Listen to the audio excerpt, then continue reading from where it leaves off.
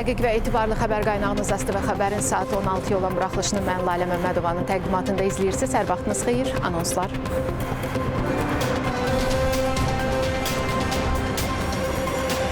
Prezident İlham Əliyev İslam İnkişaf Bankı qrupunun sədri Məhəmməd Əl-Casirin başçılıq etdiyi nümayəndə heyətini qəbul etdi. Mərkəzi Bank qərar verdi. Uçot dərəcəsi sabit qaldı. BMT Təhlükəsizlik Şurasında bu həftə diqqət Hörmüz boğazına yönəldi. ABŞ və Körfəz ölkələri yeni qətnamə hazırlayır. Avropa Parlamentinin Gürcüstanla bağlı hesabatı narazılıqla qarşılandı. Gürcüstan Xarici İşlər Nazirliyi bununla bağlı bəyanat yaydı. Almaniyada geniş miqyaslı reydlər keçirildi. İfrat sağçılara qarşı əməliyyatda saxlanılanlar oldu.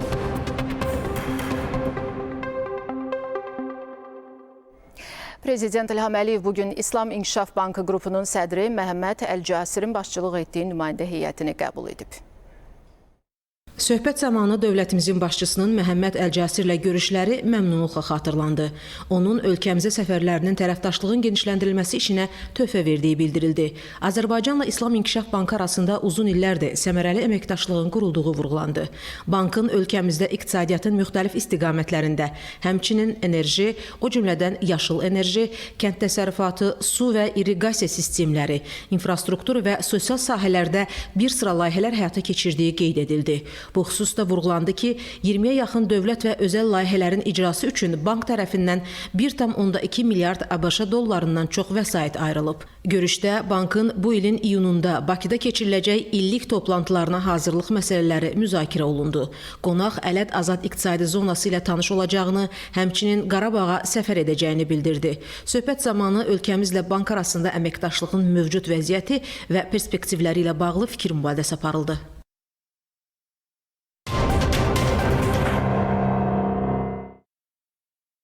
Rusiyadan Ermənistana Azərbaycandan tranzit keçməklə növbəti tədarük həyata keçirilib. İlkin olaraq 4 vaqondan ibarət çəkisi 271 ton gübrə və 4 vaqondan ibarət çəkisi 275 ton taxıl Biləcəri stansiyasından Böyükəsi istiqamətinə yola salınıb.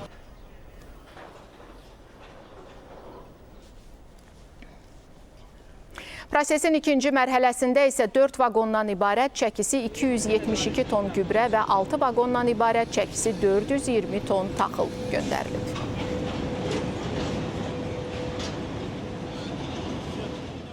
BMT Təhlükəsizlik Şurasında bu həftə diqqət Yaxın Şərqdə yalnız hərbi qarşıdurmaya deyil, dünya iqtisadiyyatının ən kritik enerji arteriyalarından biri sayılan Hörmüz boğazına yönəlib. ABŞ və Körfəz ölkələri İranın boğazda gəmiçiliyi məhdudlaşdırması, dəniz minaları yerləşdirməsi və ticarət marşrutlarına təzyiqinə qarşı yeni qətnamə layihəsi hazırlayır. Daha ətraflı Vaşinqtondan xüsusi müxbirimiz Neymət Tahiroğlu xəbər verir. BMT-nin New Yorkdakı mənzil qərargahında hazırda əsas diplomatik gündəm məhz Hörmüz boğazı ilə bağlı yeni təhlükəsizlik sənədidir. Məlumata görə ABŞ və Bəhreynin birgə hazırladığı Küveyt, Qətər, Birləşmiş Ərəb Əmirlikləri və Səudiyyə Ərəbistanının dəstəklədiyi yeni qətnamə layihəsi İran qarşısında çox sərt tələblər qoyur. Layihə əsasən Tehran ticarət gəmilərinə hücumları dayandırmalı, boğazda tətbiq etdiyi rüsumları ləğv etməli, birləşdirilən dəniz minalarının koordinatlarını açıqlamalı və BMT-nin humanitar dəniz təşəbbüsünə dərhal qoşulmalıdır. Sənəd BMT nizamnaməsinin 7-ci fəsil çərçivəsində hazırlanıb ki, bu da yalnız sanksiyalar deyil, zərurət yaranarsa hərbi icra mexanizmlərinə də hüquqi zəmin yarada bilər. Diplomatik baxımdan bu Vaşinqtonun son aylarda əsasən hərbi və koalisiya modeli ilə hərəkət etdiyi mərhələdən fərqli olaraq böhranı yenidən beynəlxalq hüquq müstəvisinə çatdırmaq cəhdi kimi qiymətləndirilir. Xatırladaq ki, əvvəlki daha sərt layihə Rusiya və Çin vetosuna görə keçməmişdi. Burada ilk dəfə ABŞ daha dar, konkret və gəmiçilik azadlığı üzərində qurulmuş mətnlə veto riskini azaltmağa çalışır. Hörmüzdə hər hansı blokada və ya təhlükə yalnız regionu deyil, Vaşinqtonun Avropadan, Asiyadan qlobal yanacaq qiymətlərinə qədər geniş iqtisadi təsir yaradır. ABŞ mediasında bu məsələ artıq təkcə təhlükəsizlik yox, həm də qlobal enerji sabitliyinin test mərhələsi kimi təqdim olunur. İndi əsas sual budur ki, Moskva və Pekin bu dəfə də veto yolunu seçəcəkmi, yoxsa artan enerji və humanitar risklər fonunda Təhlükəsizlik Şurası daha sərt ortaq mövqe nümayiş etdirəcək. BMT dəhlizlərində bu həftə ən çox müzakirə olunan məsələ məhz budur. İranın Xarici İşlər Naziri Abbas Əraqçı yaxın şərqdə hərbi eskalasiyanın başlamasından sonra ilk dəfə Çinə səfər edib. Pekində Əraqçı ilə Çinli həmkarı Van Yi arasında görüş keçirilib. Tərəflər qlobal və regional məsələlər ətrafında fikir mübadiləsi aparıblar. Abbas Əraqçı mövcud şəraitdə Çinlə İran arasındakı münasibətlərin daha da güclənəcəyinə əminliyini ifadə edib. Van Yi isə Fars körfəzi regionunda baş verənlərlə bağlı ölkəsinin prinsipial mövqeyini diqqətə çatdırıb. Çinin regiondakı gərginliyi azaltmaq istiqamətində səylərini davam etdirməyə hazır olduğunu bildirib. Van Yi, Hörmüz boğazı ətrafında hərbi əməliyyatların tamamilə dayandırılmasının və danışıqların davam etdirilməsinin zəruriliyini vurğulayıb. Qeyd edək ki, bu görüş həm də ABŞ prezidenti Donald Trumpın Çinə nəzərdə tutulan səfərindən bir həftə əvvələ təsadüf edir. Görüşün ardınca isə Çinin Xarici İşlər Nazirliyi yaxın şərqdəki hərbi eskalasiyanın tərəfləri danışıqları bərpa etməyə çağırıb. 当前地区局势正处于战和转换的关键节点。 Hazırda regional vəziyyət müharibə ilə sülh arasında kritik bir sərhəddədir. Çin hesab edir ki, dərhal və hərtərəfli atəşkəs razılaşmasına təcili ehtiyac var və bu xüsusda hərbi əməliyyatların yenidən başlamasından qaçılmalıdır. Çin İranın milli suverenliyini və təhlükəsizliyini qorumaq səylərini dəstəkləyir və diplomatik yollarla siyasi həll axtarışında olmasını yüksək qiymətləndirir. Hörmüz məsələsinə gəlincə, beynəlxalq ictimaiyyət boğazda normal və təhlükəsiz keçidin bərpası ilə bağlı ümumi narahatlıqları bölüşür. Biz İran və digər körfəz ölkələrini dialoqa getməyə, birgə inkişafa dəstək məqsədi ilə bölgədəki bütün ölkələri əhatə edən regional sülh və təhlükəsizlik strukturunun yaradılmasını dəstəkləməyə çağırırıq. NATO ölkələri müdafiə xərclərini artırmaq məsələsində daha sürətli addım atmalıdır. Müvafiq açıqlama ilə Polşanın müdafiə naziri Vladislav Kasenyak-Kamış Varşavada keçirilən forumda çıxış edib. Kamış bildirib ki, alyansın ümumdaxili məhsulun 5% həcmində müdafiə xərcləri hədəfinə daha erkən nail olunmalıdır. Większą armię w Europie, najlepiej zorganizowaną i wyposażoną. Avropa iqtisadi potensialını inanılmaz səviyyədə inkişaf etdirməyə qadirdir. Bu, günümüzün əsas prioritetidir. 5% üçün 2035-ci ilə qədər gözləməyin mənası yoxdur. Bu göstərici 2030-cu ilə qədər əldə olunmalıdır. Ən həssas ölkələrdən bəziləri artıq bunu eləyir. Çünki sonra gec ola bilər. Avropa Parlamentinin Cənubi Qafqazda sabitliyi pozmağa yönəlmiş addımları davam edir. Bu dəfə parlamentin Gürcüstanla bağlı hesabatı narazılıqla qarşılanıb. Gürcüstan Xarici İşlər Nazirliyinin bəyanatında sənədin reallıqdan uzaq olduğu və cəmiyyətdə qütbləşməni artırdığı vurğulanıb. Daha ətraflı Gürcüstandan xüsusi müxbirimiz Ruslan Həsənov xəbər verir. Hesabatın müəllifi Litvalı deputat Rasa Yukneviçenidir. Avropa Parlamentinin Xarici İşlər Komitəsi Gürcüstan üzrə məruzəçinin müəllifi olduğu 2025-ci il hesabatını mayın 5-də səs verməyə çıxardı. Bu isə Gürcüstanda ciddi tənqidlərə səbəb oldu. Rəsmi açıqlamada bildirilir ki, bu hesabat reallığı əks etdirmir, faktların təhrif edilməsi və dezinformasiya elementləri ilə zəngindir. Xarici İşlər Nazirliyi hesab edir ki, bu cür yanaşma həm Avropa institutlarının nüfuzuna təsir göstərir, həm də Gürcüstan cəmiyyətində əlavə gərginlik yarada bilər. Açıqlamada xüsusi olaraq vurğulanır ki, hesabatın məzmunu ölkə daxilində qütbləşməni artırmağa və radikal meyilləri təşviq etməyə xidmət edə bilər. Eyni zamanda qeyd olunur ki, bu kimi yanaşmalar Gürcüstanın daxili siyasi proseslərinə müdaxilə kimi qiymətləndirilir və rəsmi Tbilisi tərəfindən qəbul edilməz sayılır. Digər tərəfdən Avropa Parlamentinin hesabatları adətən üzvə tərəfdaş ölkələrdə demokratik institutların vəziyyəti, insan hüquqları və idarəetmə ilə bağlı qiymətləndirmələri əks etdirir. Bu baxımdan tərəflər arasında mövqelərin fərqli olması yeni deyil, lakin hazırki açıqlamalar fonunda ritorikanın daha da sərtləşdiyi müşahidə olunur. Bununla yanaşı Gürcüstan Xarici İşlər Nazirliyi bəyan edir ki, ölkə Avropa İttifaqı ilə əməkdaşlığa sadiq qalır və münasibətlərin qarşılıqlı hörmət və etimad əsasında davam etdirilməsində maraqlıdır. Rəsmi Tbilisi Avropa İttifaqı qurumlarından daha balanslı və konstruktiv yanaşma gözlədiyini bildirir. Böyük yeddilik ölkələrinin ticarət nazirləri qlobal iqtisadi gərginliyin artdığı bir dövrdə Parisdə bir araya gəliblər. Görüşdə əsas diqqət strateji əhəmiyyət daşıyan xam mal resurslarına, sənaye siyasətinə və ticarət dayanıqlığının gücləndirilməsinə yönəlib. Müzakirələr yaxın şərqdə davam edən gərginlik və ABŞ tərəfindən yeni tariflərin tətbiqi ehtimalı fonunda keçirilir. Tərəflərin məqsədi təchizat zəncirlərinin təhlükəsizliyini artırmaq, iqtisadi riskləri azaltmaq və qlobal ticarətdə sabitliyi qorumaqdır.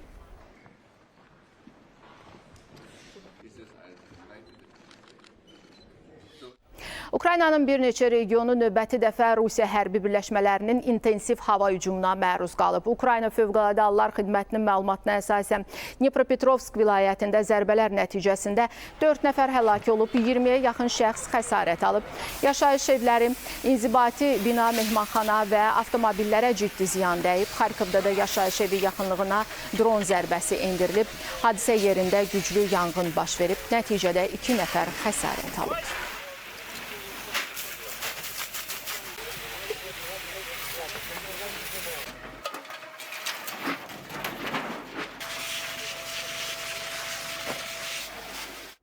Almaniyada sağçı ekstremistlərə qarşı geniş miqyaslı əməliyyat keçirilib. Reydlər 12 şəhərdə aparılıb. 2 neonasist qruplaşmanın 40-a yaxın üzvünün evində axtarışlar aparılıb. Əməliyyatlar nəticəsində 10 nəfər saxlanılıb. Onların Almaniya vətəndaşı olduğu bildirilir. Şübhəlilər əsasən yeniyetmələr və gənclərdir. İstintaq mənbələrindən əldə edilən məlumata əsasən onların bəzilərinin zorakılıq tarixçəsi var. Reydlərdə xüsusi təyinatlılar, polis və Almaniyanın Daxili Kəşfiyyat Agentliyi olan Konstitusiyanın Müdafiəsi İdarəsinin əməkdaşları iştirak ediblər.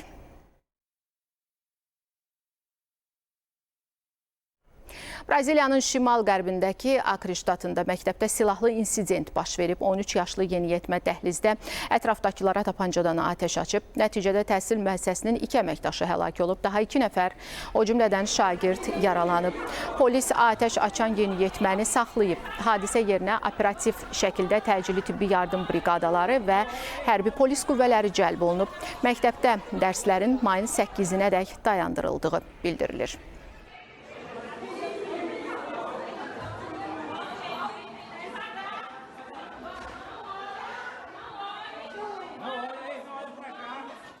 Pakistanın Kəraçi şəhərində son illərin ən şiddətli isti hava dalğası ilə mübarizə aparılır. Son məlumatlara görə anomal istilər nəticəsində 16 nəfər həyatını itirib. Xəstəxanaya yerləşdirilən daha bir neçə nəfərin vəziyyəti ağır qiymətləndirilir.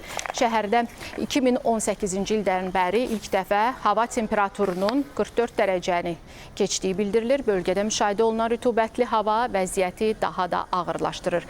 Səhiyyə qurumları isti hava ilə bağlı əhaliyə xəbərdarlıq edib, vətəndaşlar zəruri olmadıqca küçəyə çıxmamağa, gün ərzində bol maye qəbul etməyə çağırılıb.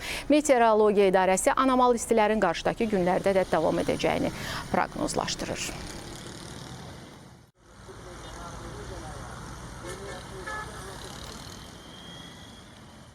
Saha 2026 Beynəlxalq Müdafiə və Aerokosmik sərgisində Türkiyənin bugünə qədər istehsal etdiyi ən böyük raket təqdim olunub. Yıldırım Han adlı ilk qitələrarası balistik raket ölkənin strateji gücünün və milli müdafiə sənayesinin inkişafında mühüm mərhələ hesab olunur. Bununla bağlı ətraflı məlumatları birbaşa bağlantıda olan əməkdaşımız Nərmin Malik qızı bizə çatdıracaq.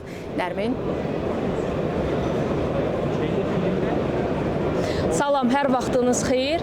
Gördüyünüz bu raket Türkiyənin Müdafiə Nazirliyi tərəfindən istehsal olunub və ölkənin ən böyük və ən uzaq mənzilli raketi hesab olunur. Saha Expo 2026 sərgisində isə Yıldırım Han ilk dəfə nümayiş etdirilib. Daha əvvəl Tayfun kimi qısa və orta mənzilli balistik raket imkanları nümayiş etdirən Türkiyə bu layihə ilə artıq qitələrarası zərbə qabiliyyətinə malik olduğunu göstərir. Dizayn detallarına diqqət çəkən Yıldırım Han tamamilə yerli və milli imkanlarla hazırlanıb. Raketin dizaynında da simvolik elementlər yer alır. Onun gövdəsində Osmanlı Sultanı Yıldırım Bayezidin tuğrası və burun hissəsində isə Türkiyə Cumhuriyyətinin qurucusu Mustafa Kemal Atatürk'ün imzası həkk olunub. Raketin yaxın zamanda sınaq buraxılışlarına başlamasını planlaşdırılır. Hipersonik xüsusiyyətə malik olan Yıldırım Han raketi Mach 9 ilə 25 arasında dəyişən sürətə çata bilir və bu xüsusiyyəti sayəsində mövcud hava və raketdən müdafiə sistemlərini aşmaq qabiliyyətinə malikdir. Raket yanacaq kimi maye nitrojen tetroksid istifadə edir və 4 raket mühərriki ilə işləyir. 6000 kilometr uzaqlıqda olan mənzili vura bilir. Müasir müharibə doktrinaları çərçivəsində bu sistem yüksək sürət və manevr qabiliyyətinə birləşməsi ilə hədəfə çataraq qarşı tərəfin erkən xəbərdarlıq və müdaxilə imkanlarını məhdudlaşdırır. Yıldırımhan daşıdığı 3000 kiloqramlıq partlayıcı yük və maye yanacaq ilə oxşar sistemlərdən çox fərqlənir. Siz hazırda Yıldırımhanı kadrlardan görürsünüz və insanlar ona çox maraq göstərirlər. Bizdənsə hələlik bu qədər sizə çatdırmaq istədiklərimiz söz sizdədir. Mən sizə təşəkkür edirəm Nərmin məlumatlarınız üçün. Əməkdaşımız Nərmin Malik qızı bizimlə birbaşa bağlantıdaydı. Bakıda keçiriləcək Ümumdünya Şəhərsalma Forumunun 13-cü sessiyasının proqramı təqdim olunub. VUF 13 əməliyyat şirkətinin məlumatına əsasən proqram dünyanın ən aktual çağrışlarından biri olan mənzil təminatı məsələsini əhatə edir. Proqram praktik və həll yönümlü platformaları, eləcə də interaktiv görüş formatları vasitəsilə yüksək səviyyəli müzakirələr aparılmasına imkan yaradır və qlobal siyasətin yerli təcrübəyə söykənməsini təmin edir.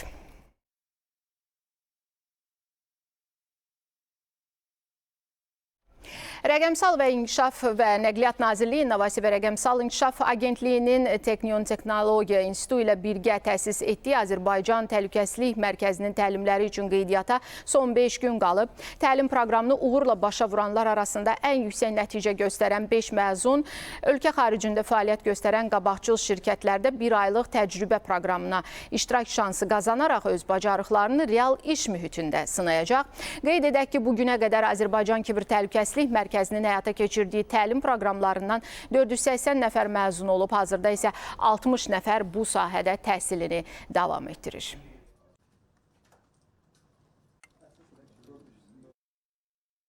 Azərbaycan Kiber Təhlükəsizlik Mərkəzinin 8-ci dalğasına qəbul elan edib. 8-ci dalğaya qəbul may ayının 10-na qədər davam edəcək. 17 yaşı tamam olmuş Azərbaycan vətəndaşları bu dalğaya müraciət edə bilərlər. Əgər sizin kiber təhlükəsizlik təhsilinə marağınız varsa və bu sahədə peşəkar mütəxəssis olmaq istəyirsinizsə, may ayının 10-na qədər akm.az saytından qeydiyyatdan keçərək müraciət edə bilərsiniz. Proqram tam təqaüdlüdür və ödənişsiz əsaslarda həyata keçirilir. Almaniyadakı Buchenwald əsir düşərgəsində 2-ci Dünya müharibəsi zamanı burada saxlanılmış Azərbaycanlı əsirlərin xatirəsinə lövhənin açılışı olub. Azərbaycan və Alman dillərində hazırlanmış xatirə lövhəsinin açılışı münasibətilə Buchenwald Memorial kompleksində mərasim keçirilib. Mərasimdə Azərbaycanın Almaniyadakı səfiri Nəsimi Ağayev, Buchenwald və Mittelbau-Dora Xatirə Kompleksləri Fondunun direktor müavini Filip Neumann-Tain, Azərbaycan diasporunun üzvləri iştirak ediblər. Bu, indiyədək açılışı olan 4-cü xatirə lövhəsidir. Layihə Azərbaycanın Almaniyadakı səfirliyinin təşəbbüsü ilə əsir düşərgələrində həlak olan həmyerlilərimizin xatirəsinin yaşadılması baxımından həyata keçirilir.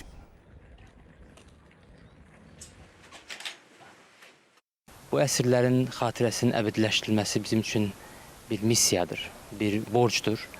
Və ona görə də Buchenwald Memorial kompleksi ilə 2 il ərzində danışıqlar apardıq. Həmin əsirlərin siyasi müəyyənləşdirildi və məlum oldu ki, yüzlərlə Azərbaycanlı əsir burada saxlanılmış və qətlə yetirilmişlər. Bu işi bundan sonra da davam etdirəcəyik. Almaniyanın digər əsir düşərgələrində saxlanılan əsirlərimizin də xatirəsinin əbədiləşdirilməsi üçün fəaliyyətimizi davam etdirəcəyik. Rusiya-Ukrayna müharibəsi ətrafında vəziyyət gərgin olaraq qalır. Son günlər pilotsuz uçuş aparatlarının tətbiqi münaqişənin coğrafiyasını daha da genişləndirib və təhlükəsizlik risklərini yeni mərhələyə keçirib. Paralel olaraq diplomatik kanallarda da müəyyən təmasların aktivləşdiyi müşahidə olunur. Daha ətraflı Rusiyadan xüsusi müxbirimiz Zakir Musayev məlumat verir. Diqqətlər yenidən Rusiya-Ukrayna müharibəsinin gedişinə və ümumiyyətlə qarşılıqlı pilotsuz uçuş aparatlarının hücumlarına yönəlibdir və gecə saatlarından etibarən həm Rusiyanın müxtəlif bölgələrində, həm də elə cəbhə xətti ətrafında gərginlik davam edibdir və ən son məlumatlara görə Ukraynaya məxsus pilotsuz uçuş aparatlarının Rusiyanın Çebaksarı şəhərinə hücumu nəticəsində yaralananların sayı 34 nəfərə çatıb, 2 nəfərin həyatını itirdiyi bildirilir. Digər diqqət çəkən hadisə Bryansk vilayətində baş veribdir. Burada yerləşən ət kombinatına pilotsuz uçuş aparatının hücumu nəticəsində müəssisənin istehsalat korpuslarından birində yanğın baş veribdir və hadisə zamanı xəsarət alan olmayıbdır. Rusiya Müdafiə Nazirliyi isə gecə ərzində hava hücumundan müdafiə sistemlərinin ölkənin müxtəlif bölgələri və Qara Dəniz akvatoriyası üzərində ümumilikdə 53 Ukrayna pilotsuz aparatının vurulduğunu açıqlayıbdır. O da qeyd olunur ki, xüsusi hərbi əməliyyat çərçivəsində Ukraynanın hərbi sənaye və enerji obyektlərinə qarşı geniş miqyaslı cavab zərbələri də endirilibdir. Diplomatik müstəvidə də diqqət çəkən hadisələr baş verir və Rusiya Xarici İşlər Naziri Sergey Lavrov ilə Birləşmiş Ştatların dövlət katibi arasında telefon danışığı baş tutubdur və məlumata görə Rusiya Birləşmiş Ştatlar münasibətləri, eləcə də Ukrayna mövzusu müzakirə olunubdur. Və Moskva eyni zamanda Ukrayna ilə danışıqlara hazır olduğunu da bir daha bəyan edir.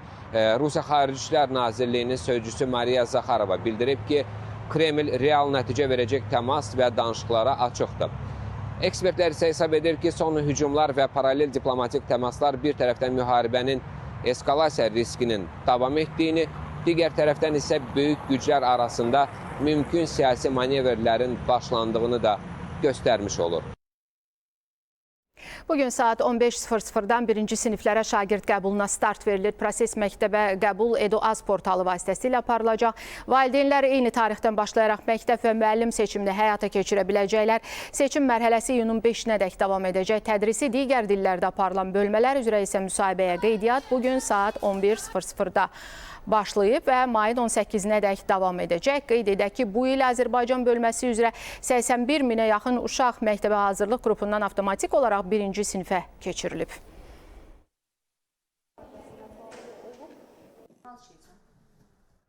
Şəki şəhərində ölümlə nəticələnən avtomobil qəzası baş verib. Mini avtomobilinin idarə etmədən çıxaraq aşması nəticəsində sərnişin Elçin Əhmədli həyatını itirib. Sürücü və digər sərnişin isə xəsarət alıb. Faktla bağlı araşdırma aparılır.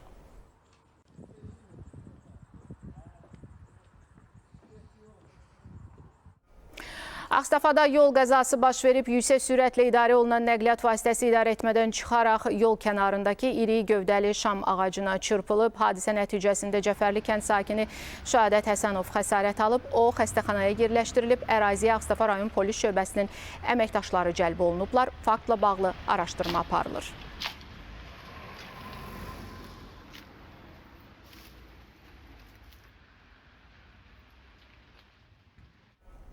Xaçmaz rayonunun İstisu qəsəbəsində yolun asfalt örtüyü çöküb. Həmin vaxt hərəkətdə olan nəqliyyat vasitəsi yaranmış dərin çuxura düşüb. Avtomobilə ciddi ziyan dəyib, xəsarətlə bağlı məlumat yoxdur.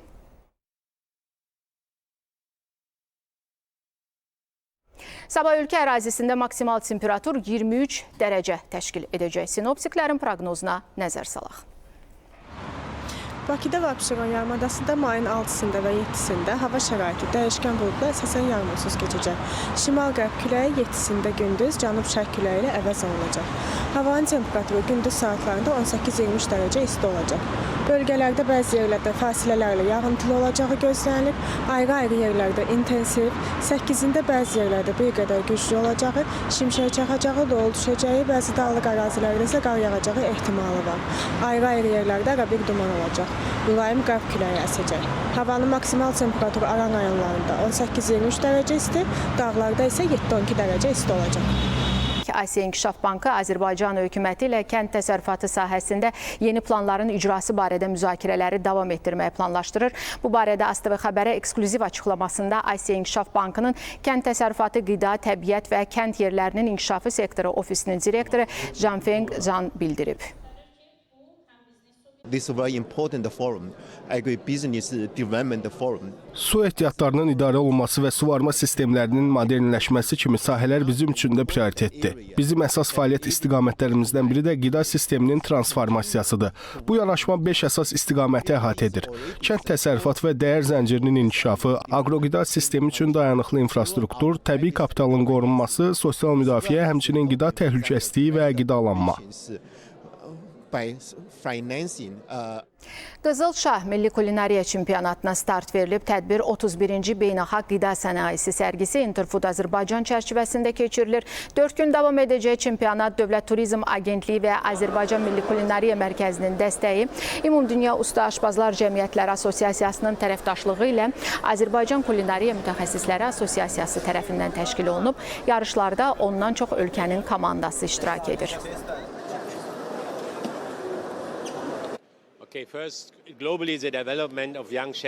Qeyd edim ki, bizim işimizin prinsipləri uzun iş saatlarıdır. Mərkəzi Avropada gənc insanları kulinariyaya sövq etməkdə buna görə çətinlik çəkirik. Lakin sizin ölkənizdə gənclər ordusu var ki, onlar bütün bu iş prinsiplərini gözə almağa və aşpaz olmağa hazırdılar. Bu peşənin zirvəsinə ucalmaq istəyirlər. Bu isə sevindiricidir. Yarışma iştirakçıları bir çox istiqamətlər üzrə 100 ballıq sistemlə qiymətləndirilir. Burada təmizlikdən tutmuş, yemək bişirmə bacarıqlarına qədər bir sıra keyfiyyətlər daxildir.